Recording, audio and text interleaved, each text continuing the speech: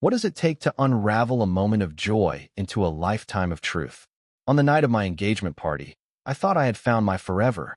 The room sparkled with laughter, clinking glasses, and the glow of lovers, so I believed. I stood beside Ethan, my fiancé, his arm around my waist, his smile as bright as the chandelier above us. Friends and family filled the banquet hall, their cheers weaving a tapestry of celebration. The cake, a towering masterpiece of vanilla and roses, stood as the centerpiece, a symbol of our sweet future. But in one fleeting second, that sweetness turned bitter, and a single act exposed the fault lines beneath our love. Ethan and I had been together for 3 years. He was charming, ambitious, the kind of man who could light up a room with a grin. I, Lily, was the quiet dreamer, a graphic designer who saw beauty in the smallest details, a dew-kissed petal, a stranger's smile. Our differences felt like harmony, our love a melody I thought would never fade. The engagement party was my idea, a way to share our joy with those we held dear. I spent weeks planning every detail, from the fairy lights to the playlist of our favorite songs. Ethan teased me for my perfectionism, but his eyes shone with pride. Or so I thought. As the night reached its peak, the crowd gathered around the cake. Ethan's hand found mine, his touch warm and steady. The photographer signaled for the cake-cutting moment, and I laughed as we gripped the knife together. The blade sank into the soft layers, and the room erupted in applause. Then, without warning, Ethan's hand left mine. Before I could process it, he grabbed the back of my head and pushed my face into the cake. Frosting smeared across my cheeks, clogging my nose, stinging my eyes. The room's cheers turned to gasps, then uneasy laughter. I stumbled back, humiliated, the taste of sugar now sour with betrayal. I wiped the frosting from my face, my hands trembling. Ethan was laughing, his eyes gleaming with a mischief I didn't recognize. "Lighten up, Lily. It's just a joke," he said, as if my dignity was a punchline. The crowd's laughter grew, but it felt hollow, like echoes in a cavern. My heart pounded, not from anger, but from a deeper hurt, a crack in the foundation of who I thought we were. I looked at him, searching for the man I loved, but he was a stranger in that moment, his grin sharp like a blade. Then, a chair scraped against the floor.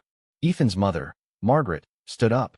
She was a woman of quiet strength, her silver hair always neatly pinned, her words always measured. I braced myself, expecting her to defend her son, to dismiss the moment as harmless fun. But her face was a storm, her eyes locked on Ethan. The room fell silent, the air thick with anticipation. When she spoke, her voice was steady but carried the weight of a gavel. "Ethan, you've just shown everyone here who you really are. And it's not the man Lily deserves." The words shattered the room like glass. Guests froze, their smiles fading. Ethan's laughter died, his face paling as if struck. Margaret turned to me, her eyes soft but resolute. "Lily, you are worth more than this. Don't let anyone, especially my son, dim your light." She stepped forward, taking my hand, her grip firm and warm. In that touch, I felt a truth I'd been too afraid to face. Love doesn't humiliate, doesn't belittle, doesn't laugh at your pain. The room remained silent, the weight of her words sinking in. Ethan stammered, trying to salvage the moment, but his excuses were drowned by the truth ringing in my ears. I looked at the man I thought I'd marry, his charm now a mask I could no longer trust.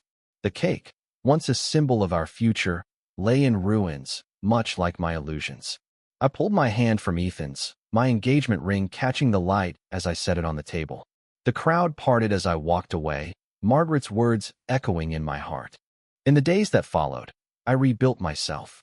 I leaned on friends, rediscovered my art, and found solace in the small beauties I'd always loved.